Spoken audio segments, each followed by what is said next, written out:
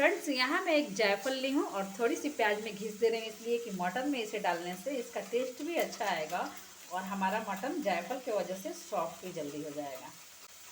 एक ट्रिक भी मैं यहाँ देना चाह रही हूँ आप सभी को। फ्रेंड्स, अगर हमारे घर में मटन आए और वो सॉफ्ट ना हो, गले नहीं, कई बार होता है कि मटन हमें रॉफ मिल जाता है तो वो पकता नहीं है, लेकिन हम लोग तो उसे फेंकते नहीं है, खा जाते हैं। तो उसके लिए पपीता, थोड़ी सी पपीता को कट करें और मटन में ऐड कर दे तो उससे हमारी मटन जो है बिल्कुल सॉफ्ट हो जाती है। या फिर जायफल को घिस के बना दे तो जायफल से भी सॉफ्ट हो जाती है।